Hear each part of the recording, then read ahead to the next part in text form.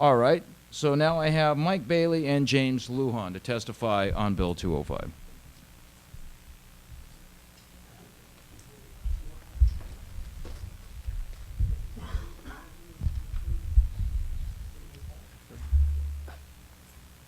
I'm in support of this bill. For obvious reasons, I watched on TV the same thing that you just spoke about with the Department of Labor, in which they do not have the people and they just didn't have the funding. And I was pretty much appalled because I couldn't believe that this is not being tracked, that these things are not being done. I mean, this is their job and it's just not being done. I mean, I was appalled. I couldn't believe what I was hearing, and then when they say, oh, we only have 3 people. Well, that was like far too few to get the job done, and I just couldn't believe what I was hearing. And and it was on TV. And it was for anyone who was listening that day to hear, and I couldn't believe what I was hearing. I mean, there is no checks and balances. There's no one watching. I mean, that's ridiculous. That's all I'm going to say on the matter. Thank you. Mr. Lujan? James Lujan. I rise in support of this bill. It's important that there is a mechanism to guard against oppression. Basically, that's oppression when employees are denied their due right. The abuse on Guam, we seem to refer to OSHA. OSHA has a certain, I guess, designation of authority, but this would be great for our end, you know. It's there. It creates jobs. One of the most important thing. It creates jobs. It creates good jobs to monitor this buildup that's coming up. Matter of fact, to regulate our tourism industry, I really think this is going to be very effective. You know, they could be the watchdogs if there is any human trafficking that is going on at this time. This is the opportunity to regulate that. I'm in support. Thank you, Mr. Lujan. Senator Palacios? Thank you, Mr. Chairman. Not a question to the panel, but I do support this bill. I believe we try to do something about creating an inspection team, and I think it's about time.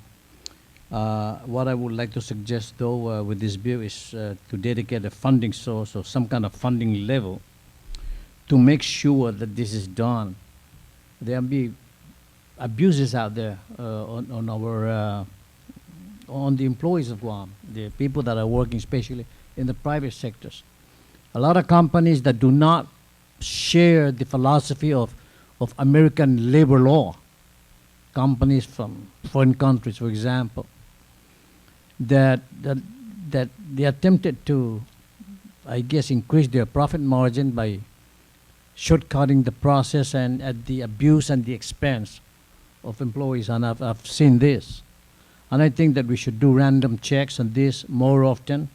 I am surprised that the Director of Department of Labor on her testimony has given only lukewarm support in that, well, I believe in the value of this and that, but I guess this outreach program that we're doing is enough. Fine. Going on the education approach is fine, but at the same time, we need to make sure that these regulations are complied with.